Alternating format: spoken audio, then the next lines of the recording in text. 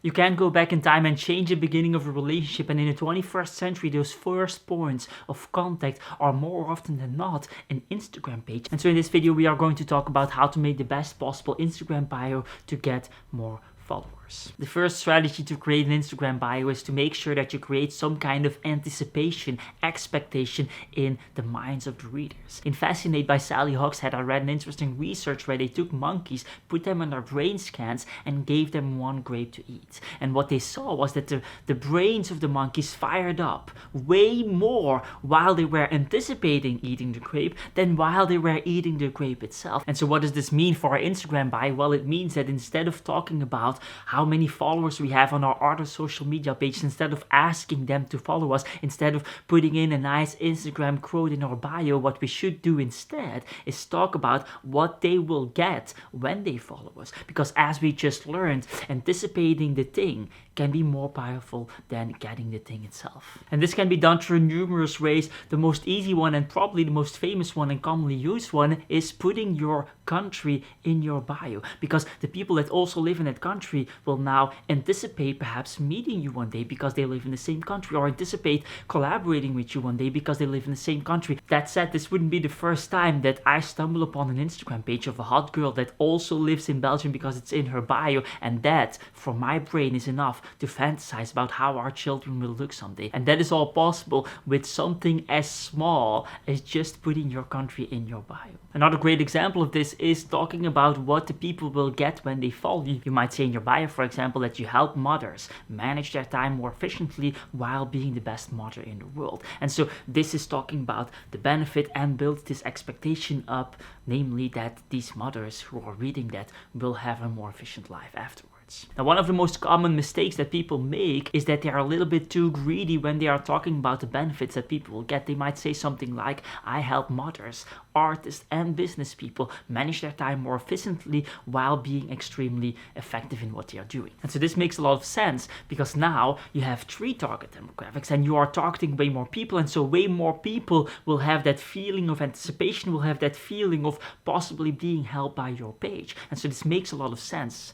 But if we look at the research, this is actually a mistake. I think it was in a confidence game by Maria Konikova that I read a study where they asked a bunch of alumni students to donate to the school cause. And in one scenario, they gave one powerful argument to do so. And in the other scenario, they gave 2 powerful arguments to donate to the school. And what you would think is that 2 powerful arguments is better than 1 argument and would result in more donations. But what happened instead is that the amount of donations received shrank by 50% with the 2 argument type of scenario. And so why is this? Well, the research believe that the more arguments we give, the more opportunity we create to use one of those arguments to discredit the whole thing. And so what happens is that when you are giving 5 arguments but only 4 are strong and 1 is slightly weaker in the eyes of the opponent will use that weaker argument to dilute the 4 stronger arguments and therefore discredit the whole thing that you are talking about.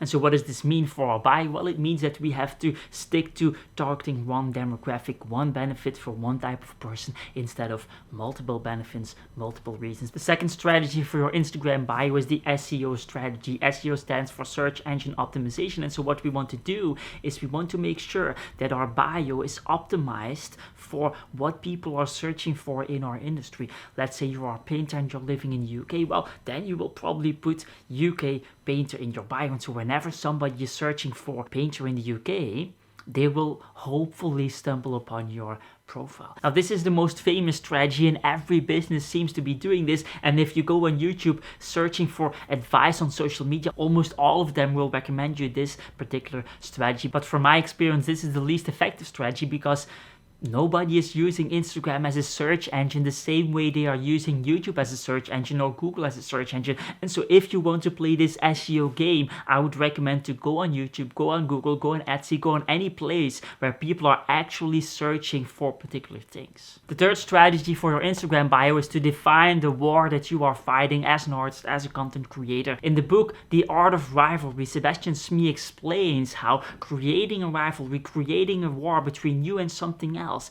generates more views, more fame, more likes, and overall more loyal customers. A great example of this is the rivalry between Picasso and Matisse. The rivalry went so far that some supporters of Picasso went on the streets with graffiti and created graffiti warning signs about the heavy chemical use in Matisse's paintings, and thereby preventing people, or at least trying to influence people, into not buying the paintings of Matisse. Now, what's interesting about this rivalry is that when we take a closer look, it actually didn't really exist. Picasso and Matisse oftentimes went to each other's studio and had a lot of respect for one another. They were somehow friends to some extent. And so what happened there is that the rivalry was created by the media industry, created by journalists, created by critics, because they understood that creating that rivalry led to more views, led to more magazine sales. And the reason why this is so effective is because one of the side effects of having a common enemy is that you are part of a group that has that common enemy. And one of the side effects of being part of a group is that, evolutionary speaking, it increases your chances of survival. And so defining a common enemy in your bio triggers that evolutionary desire to be part of a group. The most beautiful example of this on Instagram is probably the company Lush, who transformed the cosmetic industry from day one, long before Instagram existed, as their common enemy. And so what they stood for was cosmetics that were not destroying the planet. Now, if we take a look at their Instagram page, they are still using that same strategy of creating an enemy today. Let me read a fragment of one of their posts that is online on all of their pages at this moment.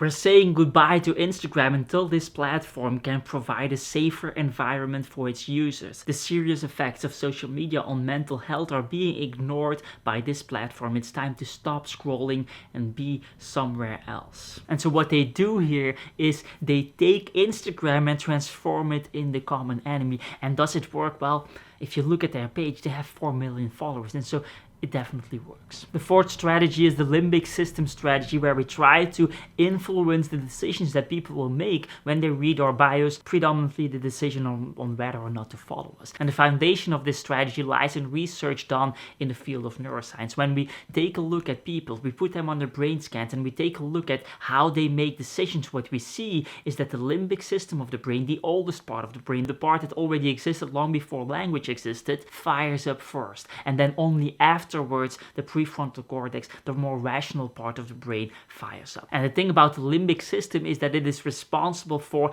emotional processing. And so what does this mean? It means that the emotional part, we're simplifying things here, the emotional part fires up first and dictates the tone of the decision that is being made afterwards. In other words, we are making emotional decisions instead of rational decisions. We just think they are rational decisions. And so what does this mean for your Instagram bio? Well, it means that we want to trigger a positive emotion first, so that that emotion influences the decision that will be made afterwards. And so in this strategy, the best thing our Instagram bio can do is make them laugh, make them feel a very strong positive emotion by, for example, telling a joke. And what we then hope that will happen is that those strong positive emotions will influence whether or not they will follow us, whether or not they will check out our page. If you are interested in this limbic system Instagram bio strategy, I have another video that's 15 minutes long that talks about Instagram bios, and a huge chunk of that video is about the limbic system strategy. And so you can check it out. It's linked up in the description and the iCards. Let's move on. The next thing I want to talk about is the main problem when it comes to Instagram bios or bios in general. The thing is that we live in a world where bios are so important that we seem to be constantly busy with creating bios. Tinder bios, Instagram bios, Pornhub bios, the bio for your tennis profile, whatever it is, we seem to be spending so much time creating those bios, and you can start asking yourself, where does it stop? And for me personally, I remember spending hours and hours and hours creating the perfect Instagram bio. And looking back, I can kind of see that spending hours on an Instagram profile is something that wannabe entrepreneurs do, because the reality is that the difference between a good bio and a perfect bio is barely existing. I would even go as far as to say that me spending all of the time, hours on my Instagram profile back in the days, was actually an expression of my laziness. It was a form of procrastination and not an expression of my literature talents. And so what I would recommend is just pick one of the strategies in this video and then stick with it, and then spend the rest of your time on other things that are more important for your social media success. The truth is that way too many content creators are creating free content for the algorithm without getting paid for it ever. And this in the long run always results in frustration, depression, and just creating the social media game altogether. One of the things that I personally find more important than your Instagram bio is Instagram sales. And so in order to make this video complete, we should be talking about how to get sales on Instagram, even if you don't have a lot of followers, even if you are just starting out, not because we want to make shitloads of money with Instagram, but because we want to make sure that we are already aware of how we can do that in the future, so that we can slowly build an Instagram page that will indeed generate money for us and will indeed be useful for our lives. If that sounds like something, I would recommend my video how to sell art on Instagram without having a lot of followers. I'll link it in the description and in the end screen. That said, get the hell out of here.